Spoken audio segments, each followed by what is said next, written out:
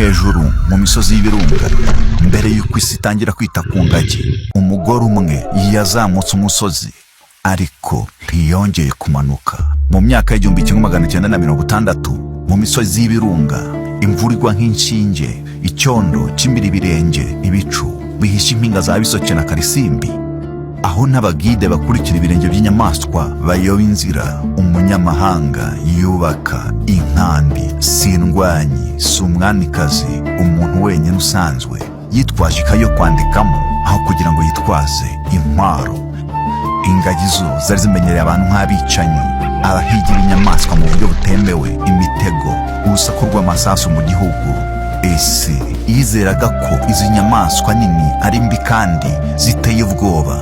We yizeraga ko ari umuryango, ntiyigeze azirukankana, aricara, arategereza, arya nk'uko zirya, agenda gahoro, yakoraga hasi nk'uko zibigenza.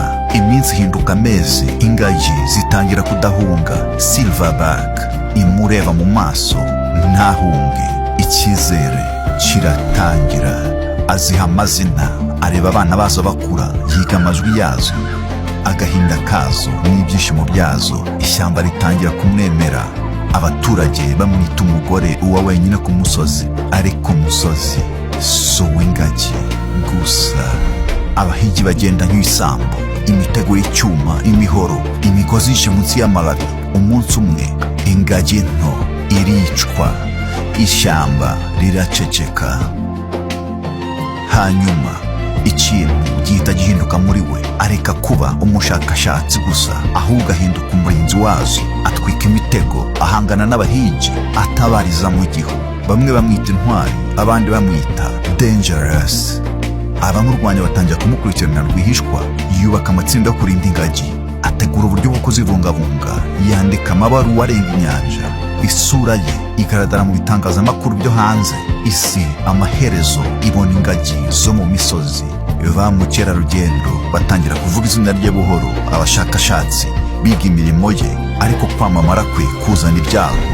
Ishyamba rirushaho kuba ribi, ibikangisho bitangira kuza nta majwi, ndetse n'inshuti ze zimwe zitangira kumusiga, zidashobora kwihanganira ubukonje, irungu n'imvura idashira.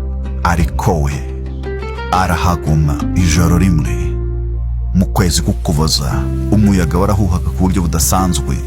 Mu kazu gato k'ibiti, kure cyane y'umujyi, kure cyane, nta mutekano, urugomo rwinjira ishyamba, nta batangabuhamya, nta nteguza, uguceceka gusa.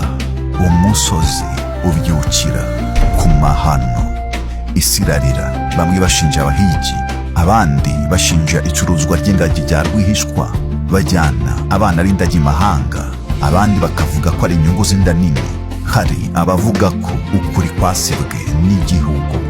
Ariko habaye ikintu gitunguranye. Ingagi zo zakomeje kubaho, umubare wazo urekeraho kugabanuka, maze gahoro gahoro utangira kwiyongera. Abandi bashakashatsi bagendera mu ntambwe yanyuragamo. Imiyoborere myiza ije, hajyaho uburyo bushya bwo kurinda ingagi. Amagana y'abakerarugendo, Visit Rwanda, kwita izina ingagi zarahagumye. Ntiyavukiye mu Rwanda, ariko yahaye ubuzima bwe imisozi yarwo. Uwo murinzi wahinduye amaso y'isi akongera kureba ibiremwa byari byaribagiranye, yari Diana Fossey.